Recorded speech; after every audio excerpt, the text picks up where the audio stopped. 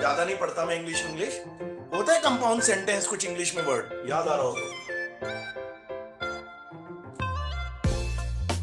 Yes sir. हाँ होता है, मुझे याद आ रहा है ऐसा। कंपाउंड का मतलब होता है जब एक लेंस से बात ना बने। क्योंकि अब ये सिंपल माइक्रोस्कोप तो सिंपल जुगाड़ है, ये तो छोटा मोटा जुगाड़ है कि छोटी चीजों को बड़ा, जैसे घड़ी वाला रख लेगा थोड़ा काम कर लेगा। इससे थोड़ा ना कि आदमी, अब आप सपोज करो कोई आदमी ब्लड टेस्ट करवाने गया, उसको कोई भयंकर सा टेस्ट लिख दिया डॉक्टर ने कि भाई ये भी चेक करवा, फलाना भी चेक करो। अब वहां से थोड़ा ना ब्लड में ऐसे एक कॉन्वेक्स लेंस से पता चलेगा, तो वहां तो बहुत ही कॉम्प्लिकेट चीजें चाहिए। और आपको मैंने एक बात बताई थी, दो लेंस को लगाने से, जैसे हमने कॉम्बिनेशन ऑफ लेंस कहा था, तो आपने पढ़ा था, मैंने आपको बताया था जब दो लेंस लगते हैं तो दोनों की मैग्निफिकेशन जो है मल्टीप्लाई में हो जाती है। ऐसा कुछ बात नहीं थी हमारे बीच में कभी भी? Yes sir. यही फर्क है कि जब दो लेंस लगाएंगे, और कायदे में दो पे हम पढ़ते हैं, असली में दो लगते नहीं, भयानक होते हैं, बस दो से भी ज्यादा लगे होते हैं, पर इससे ज्यादा पे लॉजिक नहीं पढ़ सकते हम। तो जो लॉजिक पढ़ा गया दो से ही पढ़ा गया। तो भैया जब बहुत ज्यादा माइक्रोस्कोपिक चीजें देखनी हो, मतलब बिल्कुल ऐसी, यार इस दुनिया में सबसे छोटी चीज क्या होगी? बायो का स्टूडेंट बताएगा कोई? मयंक बता देगा, बाकी मुझे आइडिया नहीं किस किस पे बायो है। सबसे छोटी चीज क्या है इस दुनिया में? सेल। अबे सेल से छोटी डीएनए है मेरे ख्याल में। डीएनए सबसे छोटा है, सेल तो फिर भी बहुत बड़ा है यार। डीएनए उससे भी छोटा है, डीएनए तो न्यूक्लियस है शायद, सेल का भी न्यूक्लियस, उसको डीएनए बोलते हैं। जबकि देखो मुझे बायो नहीं आती बिल्कुल भी। तो यार इतनी छोटी चीजों को देखना कोई मजाक बात हो गई क्या? तो वो जो लेवल की बात है उस लेवल पे थोड़ा सी बात करी जाएगी। मतलब हमें उतना नहीं पढ़ना, हमें तो कंपाउंड माइक्रोस्कोप पढ़ना है।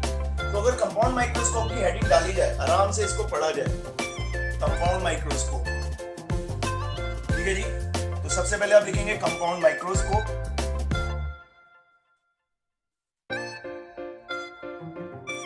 और बहुत मजा आ जाएगा अब तुम्हें, क्योंकि तुम्हें जो दिमाग लगाना था वो लगा चुके। तुम्हें दिमाग नहीं लगाना, सबसे इंपॉर्टेंट चीज पता है क्या है? अब तुम्हें दिमाग नहीं लगाना, अब तुम्हें यूज करना है। और देखो भैया मैंने सिंपल पे मोस्ट इंपॉर्टेंट लिखा था समझने के लिए, पर इस पे लिखा है मैंने बोर्ड एग्जाम। अब देख लो कितना फर्क है दोनों में। ये लिख दिया मैंने बोर्ड एग्जाम इस तरीके से, तो आप देख सकते हो। आप भी लिख दो ऐसे ही। तो इसमें अगर हम पहले थोड़ी सी नॉर्मल बात कर लें इसकी, तो it having two convex lens, इसमें दो कॉन्वेक्स लेंस होते हैं। The lens which is placed in front of object, जो लेंस ऑब्जेक्ट के सामने रखा होता है इस कॉर्ड, उसका कोई नाम रखा जाता है। कुछ याद है आपको क्या रखा जाता होगा?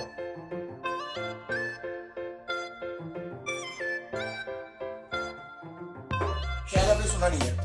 इस कॉल्ड ऑब्जेक्टिव लेंस, उसका नाम रखा गया था ऑब्जेक्टिव, उसको ऑब्जेक्टिव बोला गया।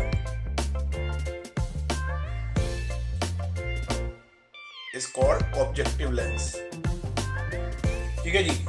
And which is close to the eyes, जो आईज के पास, जिससे हम देखते हैं, क्लोज टू द आईज। ये नाम आपने सुना होगा, जहां तक लगता है बायो वाले ने खास तौर से। इस कॉल्ड, उसे हम क्या कहते हैं भाई? इस कॉल्ड आईपीस। सुना है आपने कोई वर्ड बायो वालों ने? आईपीस, इस कॉल्ड आईपीस। सुना है भाई ये वाला वर्ड? बताओ, नहीं सुना? हाँ कि ना? लो समृद्धि, हाँ कि ना? सर मेरे पास बायो नहीं है, पर मैंने सुना भी नहीं। पता नहीं भाई किस किस पे बायो है, आइडिया नहीं लग रहा मुझे।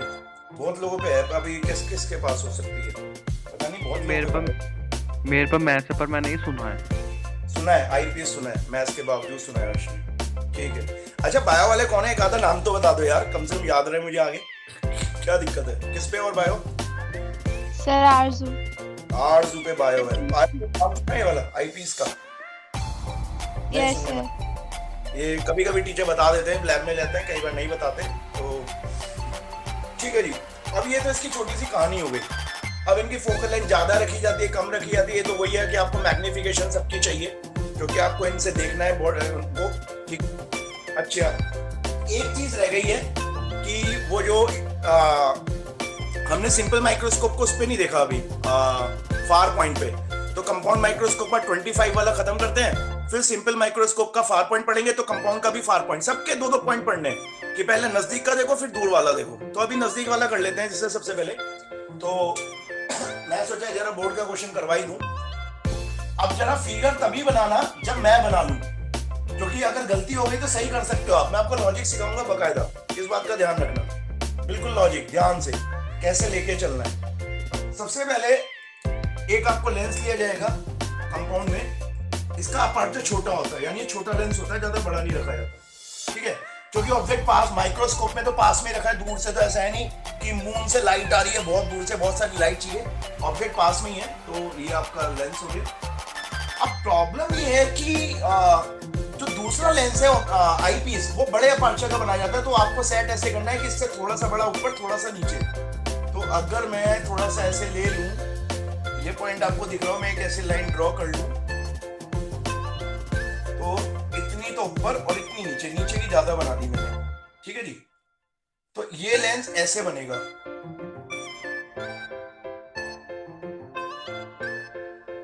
ये सब हाथ की सेटिंग होगी तुम्हारी। जब एक बार हाथ की सेटिंग हो गई तो किस्सा खत्म, ठीक है जी। तो थोड़ा ऊपर खींच दो, थोड़ा नीचे खींच दो, इससे बड़ा होता है। तो ये हो गया आपका बड़ा वाला। अब ये इसका सेंटर पॉइंट और ये इसका सेंटर पॉइंट बिल्कुल सेंटर में आना चाहिए, नहीं तो ऐसा ना मजा नहीं आएगा। बिल्कुल तरीके से बता रहा हूं, कभी गड़बड़ी नहीं करोगे। और ये खींच दो प्रिंसिपल एक्सिस, ठीक है जी। तो यहाँ पे आपको पता है इसकी फोकल लेंथ होगी कोई ना कोई, तो इसकी फोकल लेंथ हो गई, क्योंकि ये कहलाता है ऑब्जेक्टिव। क्यों कहलाएगा मैं बता दूं, ऑब्जेक्टिव, क्योंकि यहाँ पे इसके आसपास ऑब्जेक्ट होगा। और ये कहलाएगा आई पीस, क्योंकि यहाँ पे आईज, यहाँ से हम देखेंगे इसे, तो ये कहलाता है आई पीस, ये आई पीस कहलाता है, ठीक है जी। अब बात ये आती है कि कैसे क्या काम करना है। तो देखो सबसे पहले कौन सा लेंस काम करता है, कितना काम करता है, उसका क्या काम है, दोनों का अलग अलग रोल है। तो सबसे पहले क्या करते हैं कि ऑब्जेक्ट को, जो ऑब्जेक्टिव उसकी फोकल लेंथ के जस्ट पीछे, थोड़ा आसपास, फोकल लेंथ पे नहीं, थोड़ा सा पीछे रखते हैं। छोटा सा ऑब्जेक्ट है, वो कितना छोटा ऑब्जेक्ट है, फोकल लेंथ के जस्ट आसपास, फोकल लेंथ पे नहीं रखना, ठीक है जी। अब ऑब्जेक्टिव का काम देखो, पहले ऑब्जेक्टिव पे एक पैरेलल रे गई, और जब पैरेलल रे आएगी तो यहाँ पे इसका फोकस पॉइंट होगा इतना ही, तो यहाँ से ऐसे जाएगी ये, तो यहाँ पे इसका एक फोकस पॉइंट और होगा, FO, क्योंकि FO है, तो ये ऐसे नीचे चली गई, ठीक है जी। अच्छा, थोड़ा सा देखो, ये यहाँ जाएगी भी नहीं जाएगी, जाएगी तो है यहाँ जाएगी, और नहीं भेजने की जरूरत ही नहीं। और एक गई इसके सेंटर से ऐसे करके, तो ऑप्टिकल सेंटर से गई इसके, तो ये इसने यहाँ कट कर दिया, यहाँ पे कट कर दिया।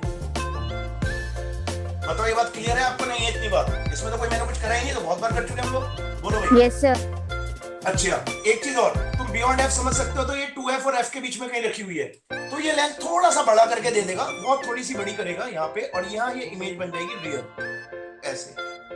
लेकिन मेरी फाइनल इमेज तो है नहीं, मुझे को इतनी बड़ी देखनी है, थोड़ी मुझे तो बहुत बड़ी देखनी है, और अभी तो सेकंड वाले का काम ही शुरू नहीं हुआ। अब इसका नाम रख दिया आपने A' B', नहीं हाँ A' B' रख दो, ये हो गया A' और ये B'। अब इसका काम देखना ध्यान से। अब काम शुरू होता है असली आईपीस का। असली काम आईपीस का है, यानी वो जो कल अपने माइक्रोस्कोप वाला कॉन्सेप्ट पढ़ा था ना, वो आईपीस पे लागू होना चाहिए। अब मुझे बताओ, ये सिंपल माइक्रोस्कोप बात कर रहा था, सिंपल माइक्रोस्कोप, जरा मैं आपसे बात कर लूं एक मिनट थोड़ा सा। सिंपल माइक्रोस्कोप कैसे एनलार्ज करता है इमेज को? कोई याद है आपको क्या कॉन्सेप्ट है? कब एनलार्ज कर देता है वो वर्चुअल इमेज जो बनाता है? याद है आपको concept? Yes sir, optical centre के। Okay, that's very good. यानी जब हमारा ऑब्जेक्ट उसके फोकस पॉइंट और ऑप्टिकल सेंटर के बीच में आ जाए, तो वो एक कॉन्सेप्ट जो यहाँ पे वो अकेला कर रहा था, यहाँ पे एक लेंस ने इमेज बना के दी। अब इसको, अब ये कंपाउंड माइक्रोस्कोप सेट ऐसे किया जाता है, जो देखते जो परफेक्ट होते हैं वो कैसे सेट करते हैं, आप ध्यान से सुनो। वो क्या काम करेगा, ये इमेज इस तरीके से आनी चाहिए कि इसका जो फोकस पॉइंट हो वो यहाँ पे हो। अगर इसका फोकस पॉइंट यहाँ होगा और इमेज इसके बीच में लाई कर जाए, इसके ऑप्टिकल सेंटर फोकस पॉइंट के बीच में, तो बताओ वो कंडीशन हमें अचीव हो जाएगी नहीं हो जाएगी? ये बताओ बस, ये इसकी असली कहानी। बोलो भाई। Yes, sir. Yes, Yes, sir.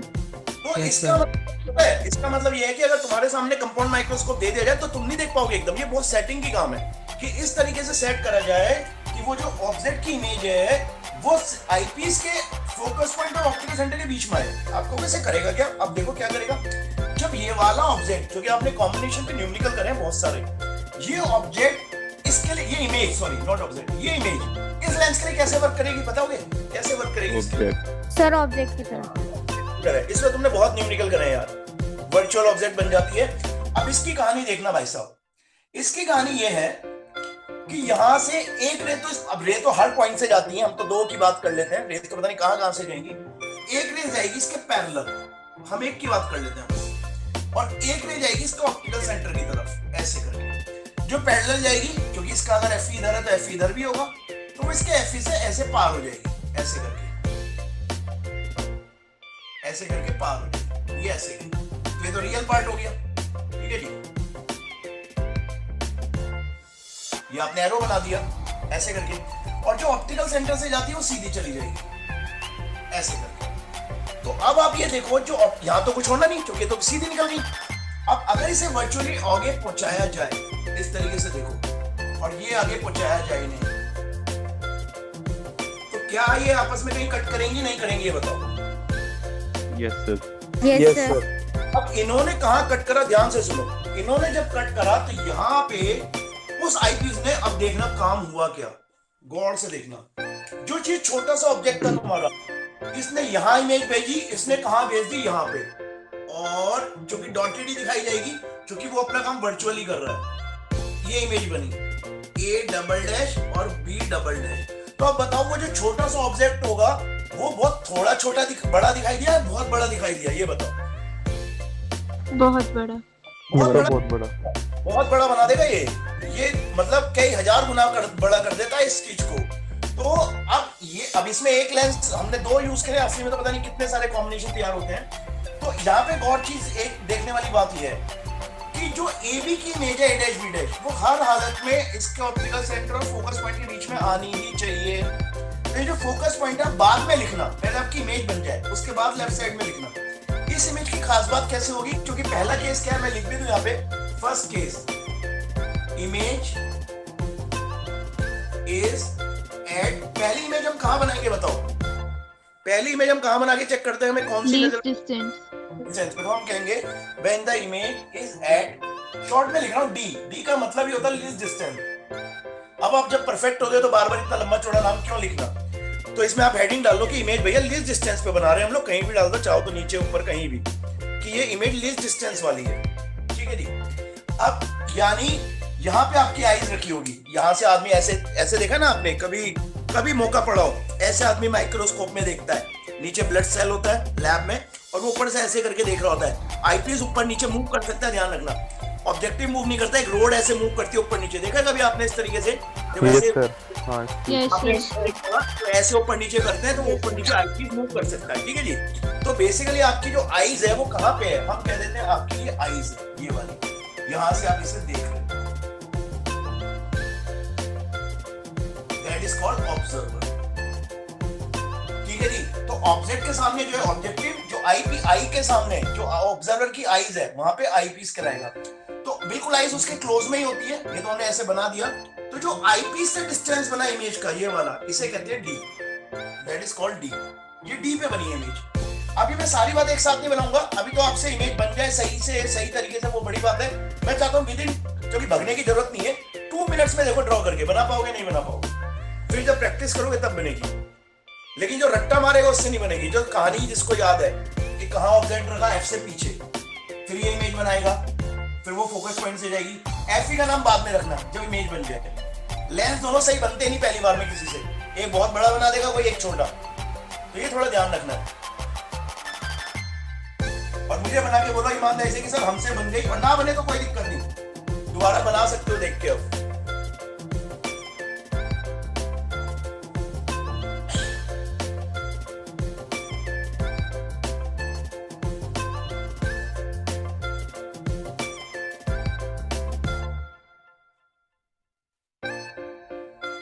ये कम से कम 1 से 2 नंबर का डायग्राम ही होता है, 2 नंबर का, 1 नंबर का नहीं होता नॉर्मली। ये 2 नंबर का तो डायग्राम ही डायग्राम होगा। और से देखा जाए तो अगर कोई डेरिवेशन भी आया तो डायग्राम की अहमियत ज्यादा हो जाती है। जिसका डायग्राम गलत है उसको तो फिर आधा ही नंबर देगा टीचर, क्योंकि डायग्राम में जिसका गलत है उसको क्या देगा टीचर।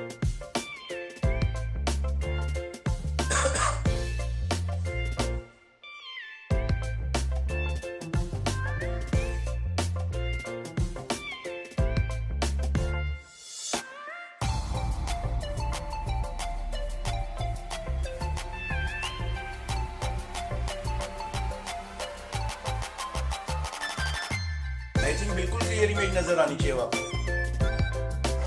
और ये ध्यान रखना, जो डॉटेड पार्ट है we never be take arrow for the direction. Dotted में एरो नहीं लगते, सिर्फ डार्क पार्ट में लगेंगे जो रियल पार्ट है। ये वर्चुअली ज्योमेट्रिकली ड्रॉ करते हैं हम लोग।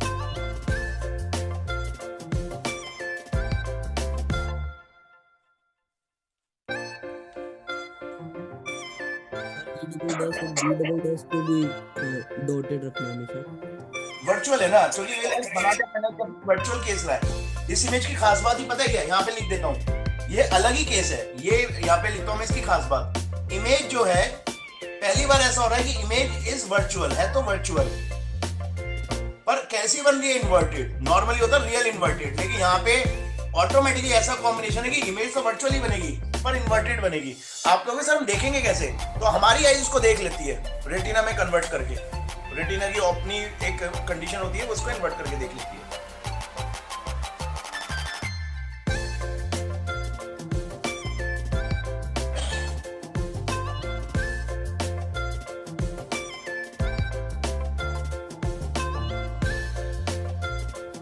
हमारी इसकी खास बात यह है कि वर्चुअल चीजों को भी रियल में कन्वर्ट करके देखती है, उसका नेचुरल गुण है।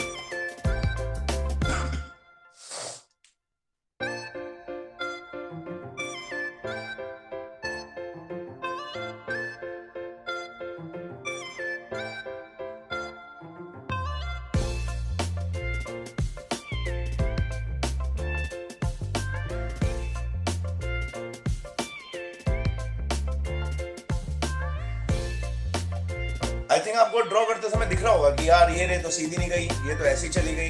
तो it just required practice, more practice. Number of time जब ड्रॉ करते हैं, जब लॉजिक याद होता है तो आदमी एक ही बार में खींच देता है, अदरवाइज तो रवि करता रह जाएगा इंसान।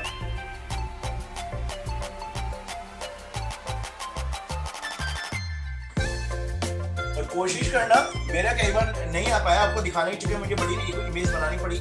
रेस बिल्कुल स्ट्रेट दिखनी चाहिए, रे ऑप्टिक्स है। रे कभी भी आड़ी तिरछी नहीं चलती। रे नाम इसलिए पड़ा था कि सीधी चलनी चाहिए, रे बिल्कुल सीधा दिखे, ऐसा ना हो कि कर्व आ रहा हो। अगर मेरा कहीं भी आ रहा है तो उसे इग्नोर करना, क्योंकि उसकी वजह है। मुझे आपको बड़ी में दिखाने के चक्कर में कई बार क्या होता है कि थोड़ा दिखा नहीं पाता, लेकिन फिर भी स्ट्रेट आनी चाहिए, दिखना चाहिए अभी स्ट्रेट आ रही है। ऐसा ना हो कि किसी की लैक मार रही है, रे नंबर कट जाएंगे पूरे। रे बिल्कुल स्ट्रेट दिखेगी, और इसमें स्केल का यूज नहीं चाहिए। कभी घर बैठ के स्केल से ड्रॉ करने बैठ जाओ, इसमें स्केल का काम नहीं है, सब हाथ से करना है, पेंसिल से।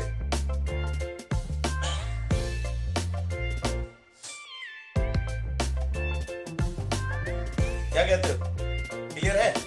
डन। हाँ बन गई होगी। Yes sir. आइडिया भी लग जाता है कि आगे हमें पता है, अपना आइडिया भी लग जाता है कि हमें और कितना एफर्ट्स करना है इसमें, कि हमें कहाँ कहाँ दिक्कत लगी है, अभी हमें कितनी प्रैक्टिस। Sir done. हाँ ओके, गुड गुड गुड। दिखाइए कैसे दिखाएगा, शेयर स्क्रीन करके।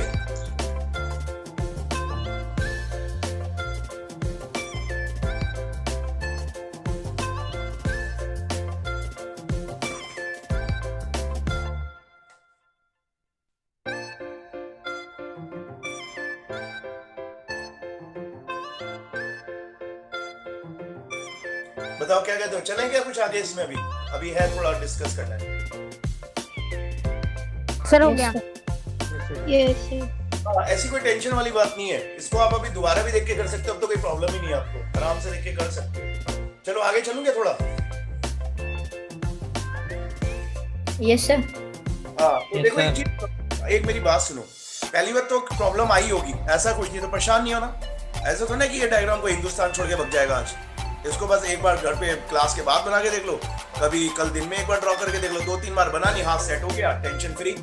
अच्छा यार, मेरी ना बैटरी डिस्चार्ज है ये वाली फोन की, तो इनकेस अगर ये खत्म हो जाए अपने आप ही, तो आज लगातार क्लास चली, मैंने ध्यान नहीं दिया, मेरा काम हो गया, मैं थोड़ा सा काम करवा रहा हूँ, ठीक है, तो बाकी कल कर देंगे, कोई टेंशन मत मानना। मैं अपनी मेन चीज बता दूं अभी, क्योंकि न्यूमेरिकल तो वैसे ही मैं अभी नहीं कर सकता। इसमें एक बात ध्यान रखना, ऑब्जेक्टिव से जहां इमेज ऑब्जेक्टिव की बन रही है, ये वाली इमेज जहां वो a डैश b डैश बना रहा है, इसे कहते हैं v नॉट। ये देखो सबसे इंपॉर्टेंट, न्यूमेरिकल का पार्ट कर रहा हूं शुरू, कैसे वैल्यूज गिवन होगी, और जहां ऑब्जेक्ट इमेज बनती है ऑब्जेक्टिव वाली, वहां से जो आईपीस शुरू होता है, आईपीस उसे कहते हैं यूई, क्योंकि वो जो है यूई का काम करती है ऑब्जेक्टिव के लिए, ऑब्जेक्ट का। तो वी नॉट और यूई, ये ध्यान रखना। बोलो, क्लियर है ये वाली बात? नहीं है सर एक बार फिर से बता देना कहाँ तक है वी नॉट? तुम बताओ। वी नॉट ओ का मतलब ऑब्जेक्टिव, और वी क्या होती है, ऐसे बताओ मुझे। नहीं सर, वो तो सुना गया, बट लेकिन आपने डिनोट कहाँ तक किया है? ये एफ ई से क्या मेरे भाई, ये रहा जहाँ पे ये बन गई a डैश b डैश, जहाँ ऑब्जेक्टिव बना रहा है इमेज, जो इमेज ऑब्जेक्टिव बनाएगा वहीं से तो वी नोट लोगे। Yes sir. मैंने नोट लगा दिया ना, नोट का मतलब जहाँ नोट लग जाए वो ऑब्जेक्टिव है, जहाँ ई लग जाए वो आईपीस है। ये ऑब्जेक्ट आईपीस के लिए ऑब्जेक्ट का काम करता है, इसको यू से रेफर करेंगे, यूई, यही वैल्यू गिवन होगी। दोनों लेंस के बीच का डिस्टेंस कैपिटल एल कहलाता है। Length of the compound microscope, कितनी लेंथ है उसकी उस टाइम एडजस्ट करते समय, ये ध्यान रखना, कैपिटल एल कहलाती है वो। दोनों लेंस के बीच का डिस्टेंस कैपिटल एल। बोलो क्लियर? Yes sir. अगर ये क्लियर है तो एक काम करते हैं, विदाउट वेस्टिंग टाइम इसकी मैग्निफिकेशन निकाल लें, 1 मिनट लगेगी बस। बोलो। Yes, sir. तो मैग्निफिकेशन में कुछ नहीं करना, क्योंकि दो लेंस है तो हम कहेंगे the magnification of compound microscope, तो ऐसे लिखेंगे मैग्निफिकेशन, अगर ये अपना आप बंद हो जाए फोन टेंशन मत लेना, मैग्निफिकेशन ऑफ कंपाउंड माइक्रोस्कोप, वैसे ये पूरा करके ही होना चाहिए माइक्रोस्कोप, तो उसको कैपिटल एम बोलेंगे, तो दो मैग्निफिकेशन डिपेंड करेगी, ऑब्जेक्टिव की मैग्निफिकेशन अलग और आईपीस की अलग। बताओ ये बात क्लियर है कि नहीं है, जल्दी बताओ। दोनों लेंस की मैग्निफिकेशन अलग है, वही कंबाइंड हो गया में ज्यादा मिलेगी। बोलो, नहीं आई बात क्लियर? Yes sir. ठीक है, अब गौर से देखो जल्दी, एम नॉट कैसे ली जाएगी। एम नॉट में कोई ड्रामा नहीं करना, क्योंकि एम नॉट लार्ज नहीं कर रहा फाइनली, एम नॉट अपना बेसिक काम कर रहा है, एनलार्ज जो हमें फाइनली दे रहा है वर्चुअल इमेज, वो दे रहा है आईपीस। तो ऑब्जेक्टिव का तो देखो, गौर से फिगर देखो एक बार, ऑब्जेक्टिव की जो फोकल लेंथ है वो आपने पता ही है ना फॉर्मूला जो हमारे पास होता है, हमें हाइट वाला तो लेना ही नहीं कभी, हम कहेंगे m = v/u, लेकिन v किसका है यहाँ पे ध्यान रखो, v ऑब्जेक्टिव वाला लेंगे तो m नॉट आएगी सीधा सीधा v नॉट, जहां पे उसने इमेज बना के दी, अपॉन जो उसका डिस्टेंस था ऑब्जेक्ट का, ये वाला डिस्टेंस देखो, ये वाला डिस्टेंस दिख रहा है आपको, ऑब्जेक्टिव लेंस से ऑब्जेक्ट का डिस्टेंस, ये कहलाएगा u नॉट। तो ये तो इसमें आपको कुछ करना ही, ये तो क्लियर कट सीधी है। ऑब्जेक्टिव वाले में मैग्निफिकेशन में कुछ नहीं करना, और आईपीस वाले में कौन सा फॉर्मूला लगाना है जो हमने कल करा था, क्योंकि आईपीस में वही काम करा है जो सिंपल माइक्रोस्कोप के केस में हमने काम करा है। तो आईपीस की मैग्निफिकेशन बताओगे आप कितनी होगी? आईपीस की मैग्निफिकेशन होगी, याद करो सिंपल माइक्रोस्कोप की कितनी आई थी, जल्दी बताओ किसी को याद हो तो। 1 plus one d upon f. One plus D upon F ये आई थी, क्योंकि फाइनली तो डी पे कौन बना के देता है, डी पे ऑब्जेक्टिव नहीं बना रहा ना भाई, डी पे तो ये आईपीस बना के दे रहा है, तो 1 plus d अपॉन क्या आएगा जल्दी बताओ? एफ। आएगा। ये बताओ f किसका, ये और बताओ f किसका लेना चाहिए, ऑब्जेक्टिव का क्या आईपीस का, ये और बता दो, और बता दो।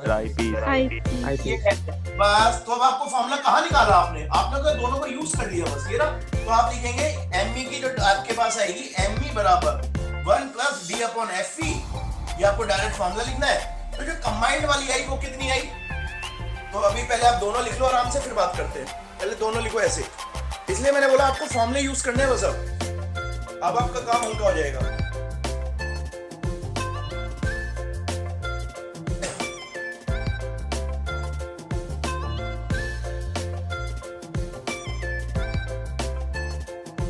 अगर लिख लिया हो तो बताओ, चलूं आगे?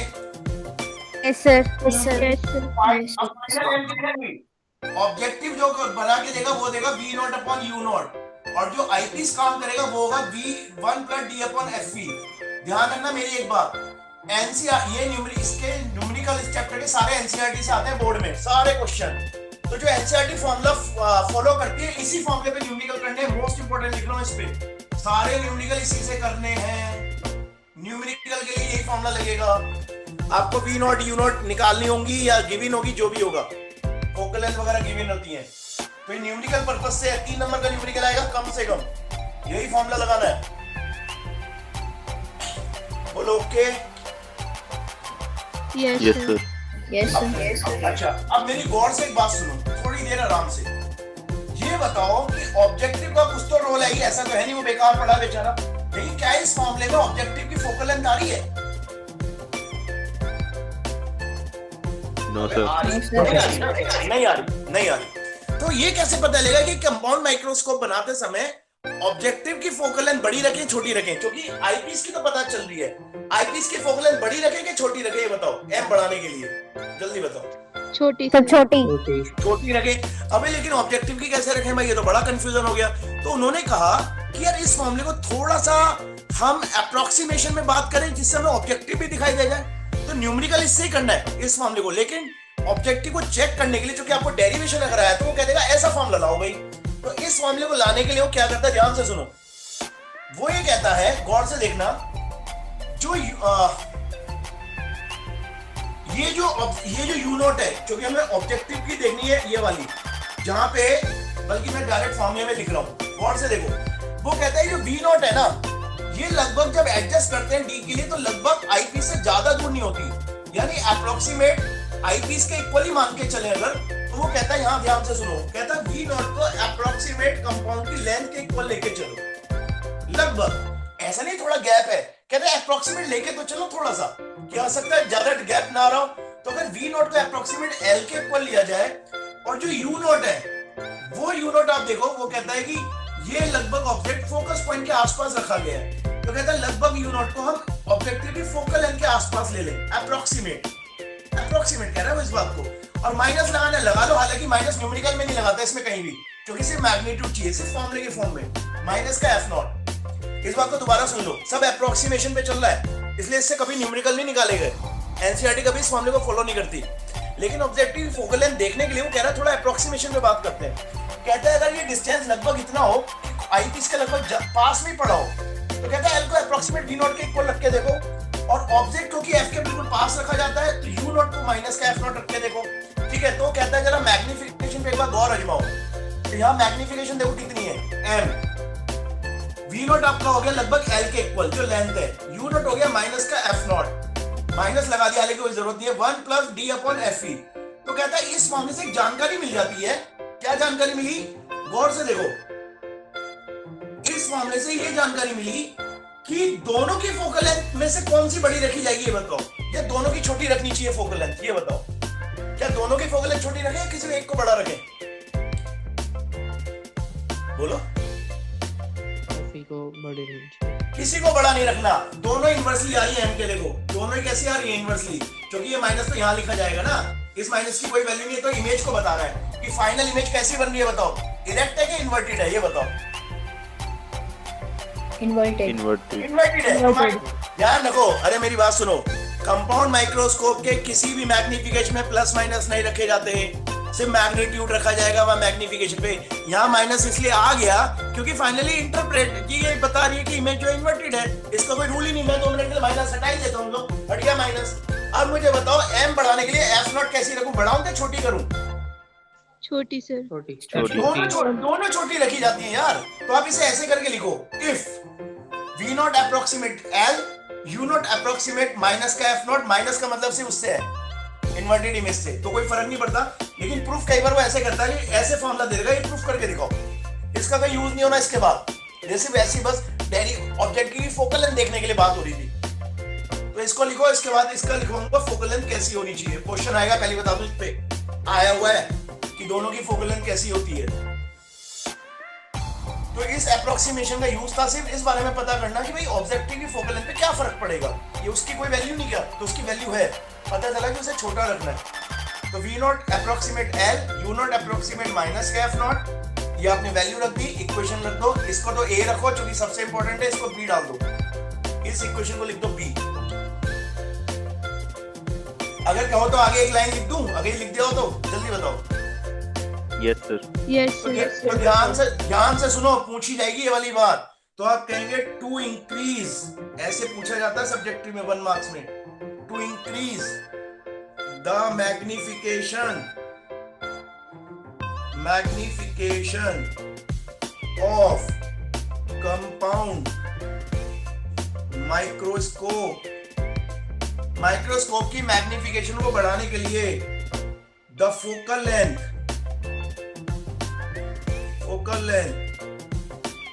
F0 and FE both must be small, दोनों को ही छोटा रखा गया है। both must be small, दोनों को छोटा रखा जाता है। लिख लो, बस एक लाइन और लिखवाऊंगा यहाँ पे और किस्सा खत्म। दोनों को छोटा रखा जाता है अगर आपको मैग्निफिकेशन बढ़ानी है। तो ये फार्मूला सिर्फ बताने के लिए है कि लॉजिकली कि भाई F0 के बारे में कोई जानकारी है तो हाँ भैया उसे भी छोटा रखना है।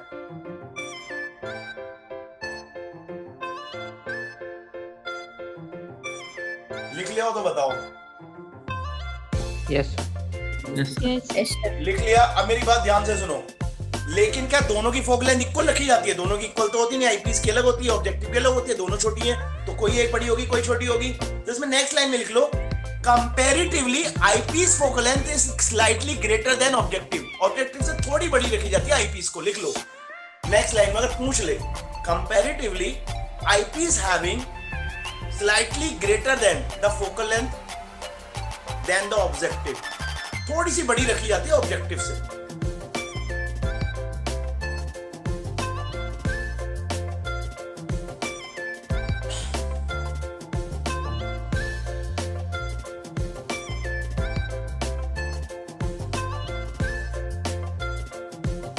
Yes, sir. तो इसमें डायग्राम सबसे इंपॉर्टेंट है। देखो, जो आपने डायग्राम पढ़ा, समझा, ड्रॉ किया, मैग्निफिकेशन में आपको कोई ड्राइव नहीं करना, क्योंकि आपने सिंपल माइक्रोस्कोप की पढ़ी है तो आईपीस वर्क करेगा एज ए सिंपल माइक्रोस्कोप, तो उसकी 1+D/F रहेगी। ऑब्जेक्टिव जो होगा उसका काम है सिंपल, बस इमेज को थोड़ा बड़ा करके दे देना, वो हम लिखेंगे V0/U0, क्योंकि वो भी मैग्निफिकेशन फॉर्मूला है, दोनों को कंबाइन कर देंगे, मैग्निफिकेशन बढ़ जाएगी। तो इस पे हमें न्यूमेरिकल करने। कल मैं एक बात ध्यान रखना, कल मैं वो नहीं करवाऊंगा कि पहले थ्योरी करवाऊं, कल मैं इसी पे बोर्ड के क्वेश्चन करवाऊंगा एनसीईआरटी वाले, क्योंकि मैं फिर वो जो फार पॉइंट है मैं एक बार में बाद में लूंगा। मैं पता लगा सारी थ्योरी करवा दूं, फिर न्यूमेरिकल करते फिर रहे हैं, फिर कंफ्यूज हो रहे हैं। तो और अगला मजा आएगा जब इन पे न्यूमेरिकल देखेंगे, आप लोग हाँ अब ज्यादा इंटरेस्ट आ रहा है कि कैसे यूज हो रहे हैं। तो इस पे हम न्यूमेरिकल करेंगे अच्छी तरह, तो फिर आपको मजा आएगा, तो फिर आगे फार पॉइंट करने का फायदा होगा। ठीक है, तो अब मैं ये कह रहा था कि आप लोग अपनी तैयारी थोड़ा सा करते रहो, क्योंकि इनके अगर संडे में, मान लो इस संडे में या कभी भी, मान लो संडे में हमारा प्लान होता है कि भाई हम 10-10 करके मिल लेते हैं और एक टेस्ट रख लेते हैं, तो थोड़ा थोड़ा लेंस की प्रिपरेशन करते रहो। तो ये बात मैं आपको डिक्लेयर करूंगा सैटरडे में मेनली कि हमारे आने के कितने चांसेस हैं। मतलब मैं ऐसा तो नहीं मुझे कोई काम आ गया तो फिर 11 बजे बुलाना है, 12 बजे बुलाना है, तो वो मैं आपको मेंशन कर दूंगा। ठीक है, तो आप ये आराम से करो, इसको रिवाइज करो। इसलिए मैं थोड़ा थोड़ा आगे बढ़ रहा हूँ कि हमारी रिऑप्टिक्स फिनिश होने वाली है बस, और 3-4 दिन में आपकी स्पीड बनी और फिनिश। इसमें सिर्फ एनसीईआरटी के क्वेश्चन करे जाएंगे बस, ये हर साल मैं देखता हूँ सिर्फ एनसीईआरटी लगती है इसमें। ठीक है, तो अभी तो इससे ज्यादा कुछ करवाने का मेरा कोई ऐसा एम नहीं कि मैं भी इसमें और आगे करवाऊँ कुछ। तो अभी क्लास ऑफ कर दूं, कोई दिक्कत तो नहीं?